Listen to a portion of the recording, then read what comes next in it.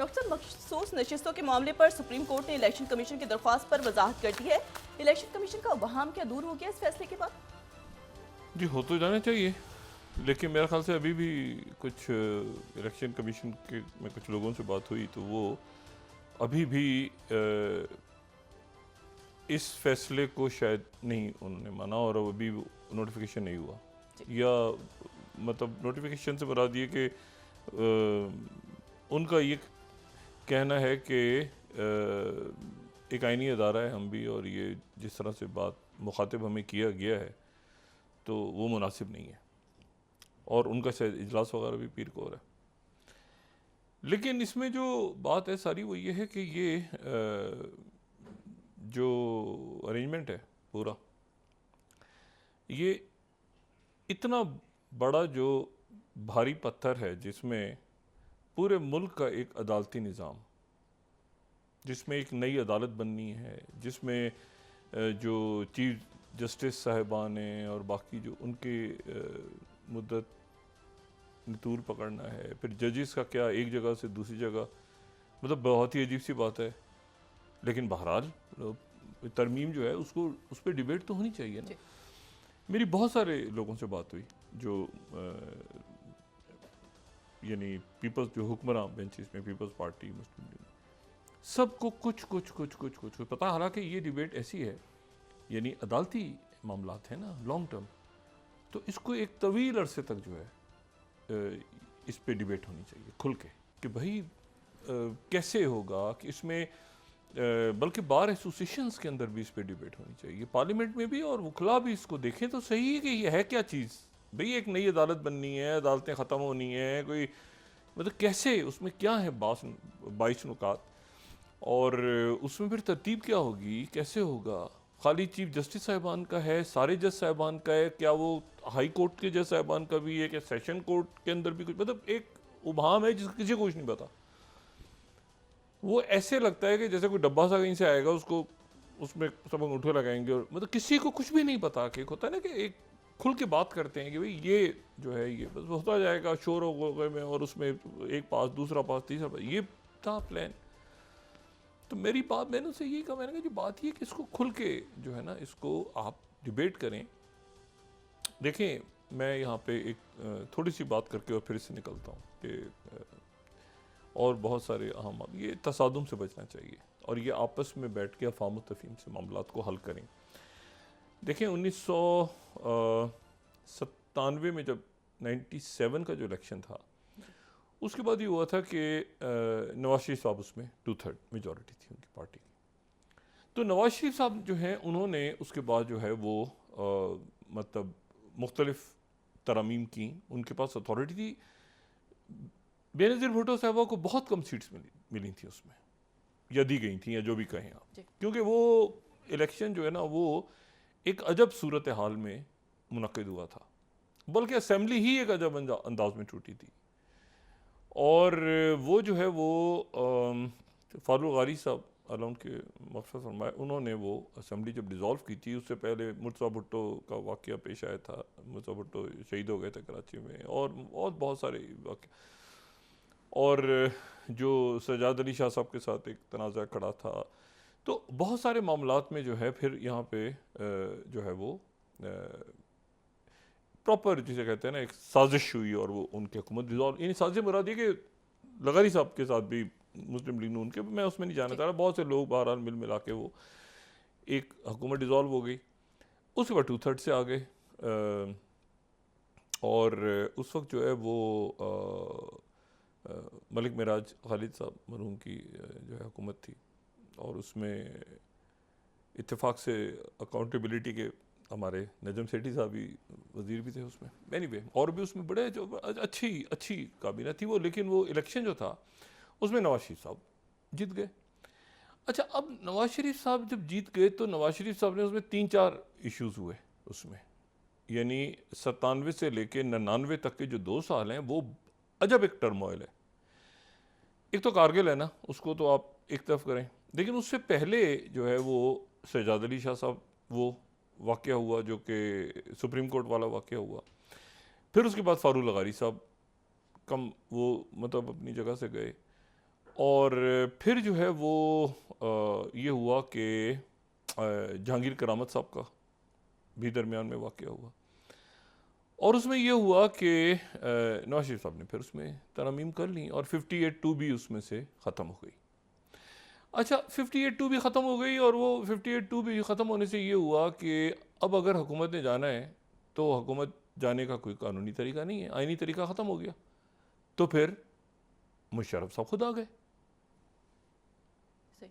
ठीक है, क्योंकि 58(2) भी जो है, इसके 58(2) भी इससे पहले जो उसका इस्तेमाल हुआ तो वो दुरुस्त तो नहीं हुआ ना, और लगारी साहब ने किया या गुलाम इसाक़ खान साहब ने किया या बाकी, तो वो 58(2) भी को नवाज शरीफ ने ख़त्म करो, ख़त्म हो गई।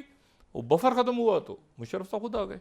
उसके बाद ये हुआ कि जब ये ज़ाहिर है इसकी मुख्तलिफ इंटरप्रिटेशन लोग कर सकते हैं, मैं अपने हवाले से जितना थोड़ी सी बात करके आगे निकलता। उसके बाद ये हुआ कि मुशर्रफ साहब आ गए, मुशर्रफ साहब की फिर हुकूमत रही, फिर उसके बाद वो जब ख़त्म हुई तो फिर वही जो है वो जब डोगर साहब थे चीफ जस्टिस, और इफ्तिखार चौधरी साहब जो हैं वो उनको अपने ओहदे से जज आज़ाद जज साहबान उनको हटा दिया गया था। 18वीं तरमीम हुई, सारा कुछ हुआ, लेकिन उसमें ये हुआ 18वीं तरमीम में कि वो इख्तियारात जो हैं वो दोबारा जो है बहुत सारे इख्तियारात अदालतों से चले गए, और वो चले गए हुकूमत के पास। अब नवाज शरीफ साहब उस वक्त इफ्तिखार चौधरी साहब के साथ थे, तो जो नवाज शरीफ साहब ने जब लॉन्ग मार्च हुआ, जो अदलिया बहाली का लॉन्ग मार्च था, तो उस दिन जो है वो रात हो गई, तो अब हम वहाँ से बाहर से, मुल्क के बाहर से मैं वो कर रहा हूँ, बैठ के उसको लाइव कवर कर रहा हूँ जियो पे। एक तकरीर ने वो पता चला फाड़ दी गई है, फिर दूसरी चेंज हुई है, फिर तीसरी, फिर वो यहाँ से जनाब वो आ रहा है, वहाँ से वकला जो हैं वो एतजाज़ एहसन साहब भी हैं और नवाज शरीफ साहब भी हैं, और खान साहब मेरे ख्याल से तहरीक में साथ थे, लेकिन उस वक्त वहाँ नहीं थे जब ये सारा मामला हुआ। तो बाकी भी जो वकला तहरीक चल रही थी। अब उसमें ये हुआ कि उसमें आके हर एक को पता है 2 हेलीकॉप्टर उड़े पिंडी से, और वो ईवान सदर और ईवान वज़ीर आज़म आए, और यहाँ आके फिर जो उस वक्त रहमान मलिक साहब, यूसुफ रज़ा गिलानी साहब, अगर मैं कोई किसी वाक़े की पे गलती करूँ तो मेरी तस्हीह कर सकते हैं, लेकिन जितना मैं रिकॉल कर रहा हूँ तो और DGIB जो हैं वो शोएब सैदल साहब थे। तो ज़ाहिर है का ऐलान करना था गिलानी साहब ने, लेकिन ये है कि सदर जरदारी साहब थे, तो जरदारी साहब तो नहीं मान रहे थे। उन्होंने कहा भाई ऐसा है कि मैं तो नहीं करूँगा। तो फिर गिलानी साहब ऊपर गए शोएब सैदल साहब के साथ, गाल ऊपर से मरा दिए कि जो साथ ईवान सदर है, और वहाँ जाके उनसे कहा कि भाई आप इसको बहाल करें, वरना ये है कि ये मामला ख़राब हो जाएगा। तो जरदारी साहब का कहना ये था कि गारंटर कौन है कि भाई मामला ख़राब नहीं होगा, क्योंकि ये तो आगे आएंगे, ये तो आगे आके, और उस वक्त जो है वो मतलब ये सूरत हाल हो गई थी कि सुबह तक शायद कुछ भी ना हो, यानी जमहूरियत ही कहीं ऊपर नीचे तसादुम ना हो जाए बहुत बड़ा। तो उसके बाद फिर ये हुआ कि ज़ाहिर कियानी साहब और बादशाह साहब ने आके दरमियान में मामलात को हल करवाया, और जज बहाल हो गए सारे। लेकिन उस दौरान जो है वो एक और खामोश बात भी हुई। एक तो ये हुआ कि जज साहिबान बहाल हो गए सारे, आज़ाद अदालतें, और जो भी ये मौजूदा सिस्टम जो है ये उसी का हिस्सा है। हमारे मौजूदा चीफ जस्टिस साहब भी उस वक्त उसमें थे, और यानी वो जो आज़ाद अदलिया की तहरीक थी। लेकिन फिर उसके बाद जो है वो 19वीं तरमीम हुई, और 19वीं तरमीम जो है उसमें जो ये जो अदालत ने अपने जजेस के जो अपॉइंटमेंट और बाकी सारे मामलात को, मैं डिटेल में जाए बगैर, वो अपने पास वापस ले लिया। ये उस लॉन्ग मार्च में तो बहाली हुई ना जजों की, लेकिन जो खामोशी से चीज़ हुई है ना, उसके 2 हिस्से थे। एक तो जज बहाल हो गए, लेकिन फिर वो जो 19वीं तरमीम आई उसमें ये हुआ कि वो जो अदालत के राइट्स थे कि उनको बरतरफ और बहाल करने के और आगे पीछे करने के, वो जज साहबान को दे दिए गए वापस। जिसके ऊपर अब बिलावल भुट्टो जरदारी साहब ने कहा है कि 19वीं तरमीम हमसे पिस्तौल रख के करवाई गई। अब पिस्तौल किसने रखा मुझे नहीं पता, लेकिन वो जो उन्होंने जो जुमला कहा है ना कि हमसे पिस्तौल रख के 19वीं तरमीम करवाई गई थी, तो अब वो पिस्तौल किस, ये मुझे नहीं पता किसने रखा, क्योंकि नवाज शरीफ साहब उस तरफ थे उस वक्त।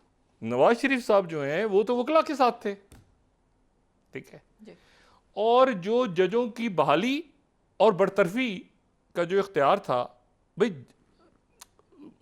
गिलानी साहब ने कैसे बहाल कर दिया? देखिए ना, जजों की बहाली और बरतरफी का इख्तियार तो हुकूमत ने ले लिया था अपने पास। उन्होंने 19वीं तरमीम में वापस अदालतों को दिया कि भाई आप जज साहिबान जो हैं वही अपने जो पावर्स हैं आपकी अदालत के पास ही होगी। अदालत भी इस्टेब्लिशमेंट का एक हिस्सा है, ये जहन में रखें। मुल्क इस्टेब्लिशमेंट है ना, मतलब उसमें जुडिशरी भी है, उसमें जो है वो सिविल ब्यूरोक्रेसी भी है, उसमें मिलिट्री भी है, उसमें और भी बहुत से जो है वो मतलब उसमें तो बात यह है कि अदालत ने अपने पावर्स वापस ली कि भाई अपॉइंटमेंट कैसे होगी, कैसे होगा, जुडिशल कमीशन कैसे बनेगा, काउंसिल, ये सारा उसके बाद 19वीं तरमीम। बिलावल साहब कह रहे हैं कि वो पिस्तौल से करवाया गया। अच्छा, नवाज शरीफ साहब उधर थे उस वक्त। अब ये जो है ये वापस पावर जो है वो आ जाए अगर मुझे बताएं कि जो भी वजीर छोड़ देंगे, आज शहबाज शरीफ हैं, कल के शहबाज शरीफ साहब, मैं तसव्वुर करें ना, आप शहबाज शरीफ साहब हैं, अब शहबाज शरीफ साहब के पास 5 नाम आ रहे हैं आज, या 3 नाम आ रहे हैं, या 4 नाम आ रहे हैं, 5 नाम आ रहे हैं, तो अब ख्याल से शहबाज शरीफ साहब फैसला करेंगे, मतलब शहबाज शरीफ साहब फैसला करेंगे क्या? देखिए आज वो हैं, ये कल कोई और होगा, फिर कोई और होगा, तो ज़रा मामलात को ज़रा पढ़ें, देखें। पाकिस्तान पीपल्स पार्टी, फारूक नाइक साहब हैं, उनकी पाकिस्तान पीपल्स पार्टी की बड़ी ज़बरदस्त लीगल टीम, उनके शादत ऐवान साहब हैं, और भी बड़े अच्छी शख्सियात हैं उनके पास, लेकिन उनके पास बड़े ज़बरदस्त लोग थे। बाबर ऐवान साहब, एतजाज़ एहसन साहब, लतीफ़ खोसा साहब, रज़ा रब्बानी साहब, इकबाल हैदर मरहूम, बहुत नाम किसी का मिस कर जाऊँ तो माजरत, तो उनके पास बड़े ज़बरदस्त वकला थे। अच्छा, अब हैं से फारूक नाइक साहब। अच्छा, मुस्लिम लीग नून में मुझे बैरिस्टर अकील मलिक साहब नज़र आते हैं ज़्यादा, आज़म रज़ी तारड़ साहब नज़र आते हैं, लेकिन उनको भी बहुत ज़्यादा चीज़ों का गालिबन इल्म है नहीं है। वो क्या, देखिए ना, अब कल तक उन्होंने कहा कि आज़ाद हमारे साथ हैं, तो सुबह हो जाएगा, सुबह कुछ और हो गया, मतलब ये तो अजीब सूरत हाल है ना। लेकिन वो जो प्रॉपर पुराने लीगल माइंड्स हैं ना, वो मुस्लिम लीग नून, देखिए अशतर अफाफ अली साहब हैं, लेकिन वो बहुत ज़्यादा मेरा ख्याल से इनर टीम का शायद हिस्सा नहीं है। फिर मेरा ख्याल है कि अकरम शेख साहब शायद बहुत हैं इन या नहीं हैं, मैं नहीं जानता, लेकिन वो मुस्लिम लीग नून में कभी भी नहीं रही। ये आज़ाद मनश जो है, ये वकला, जो सीनियर वकला जिनकी गहरी नज़र आइन और कानून पे रही है, तो मुझे नहीं पता कि कौन सी वकला की या मुशीरान की टीम है जिसने इसको वेट किया है, इन सारी की सारी तरामीम को देखा है, पढ़ा है, समझा है। इसके मतलब कब शहबाज शरीफ साहब या नवाज शरीफ, ये शहबाज शरीफ साहब के, नवाज शरीफ साहब और जरदारी साहब की आपस में तवील मुशावरत हुई है कि ये हमने आइनी तरामीम करनी है। मतलब ये कोई मजाक नहीं हो रहा, एक नई अदालत बननी है, कोई मतलब बहुत कुछ है इसमें। तो भाई कैसे, क्या मतलब इसका कोई एक, अब वो किसी को भी नहीं पता, ठीक, तो अब अजीब सूरत हाल बन गई। उसके नतीजे में सारे हंसी मजाक, वो भाई आप इसमें देखें तो सही कि इसमें क्या है। 22 तरामीम में पता चला कि वो, मुझे नहीं पता पास होती है कि नहीं होती, मगर उस पर डिबेट पता तो चले किसी को कि भाई बहुत इसके मतलब एक लॉन्ग टर्म इफेक्ट्स होते हैं ना। और अमूमन ऐसे होता है, इस मुल्क की तारीख ये है कि जो कवानीन जो भी बनाता है वो उन्हीं कवानीन के नीचे आ जाता है, अगर आपने उसको सही तरह से देखा नहीं कि वो क्या हुआ है। गिलानी साहब ने ऐलान कर दिया, दे दिए इख्तियारात, गिलानी साहब थोड़े दिनों बाद रुखसत हो गए अदालत से। वो कहते हैं ना कि 2 वज़ीर आज़मों को अदालत ने भेजा, एक नवाज शरीफ साहब चले गए और एक गिलानी साहब चले गए। तो आप मुझे बताएं कि इतनी बड़ी तब्दीली क्या अदालत करेगी? मुल्क के वज़ीर आज़म को अगर भेजा गया तो उसकी कोई और भी तो पावर्स टू बी होंगी ना। तो मैं ये सारी सिंपली बात कर रहा हूँ, तो इससे फ़र्क, इससे बस ये होगा कि वो एक जो जमहूरी चीज़ है, वो जमहूरियत और ज़्यादा कमज़ोर होगी इससे, कि जी 5 नाम आ रहे हैं, बहस हो रही है। ये पहले ही अदालतों के जज साहिबान के बारे में इंतहाई काबिल एहतराम है सारे, लेकिन वो जो कुछ हो रहा है, डिस्कशन हो रहा है, मैं तो उसका हिस्सा नहीं बनता। ये इसको बैठ के आराम से, यानी नाम लिए बगैर अगर सीनियर वकला बैठें और हुकूमत भी उनके साथ मुशावरत करे, ये अरेंजमेंट में जो लोग मौजूद हैं वो बार एसोसिएशंस के साथ बैठे हैं, वो वकला तंजीमों के साथ बैठे हैं, वो मतलब इसको डिस्कस तो करें पटारे में है क्या। ये तो ऐसे ही है कि आप पाकिस्तान के डॉक्टर्स के हवाले से एक पूरा महकमा सेहत के कोई कुछ करने जा रहे हैं और उसमें डॉक्टरों को पता ही नहीं है, ना नर्सों को पता है, ना पैरामेडिक्स को पता है। मतलब आप कुछ बताने जा रहे हैं डॉक्टरों के बारे में, बताइए। आप सबसे पहले तो कम से कम पीएमडीसी से तो रब्ता करेंगे ना आप, या कॉलेजों के प्रिंसिपल से तो बात करेंगे ना आप।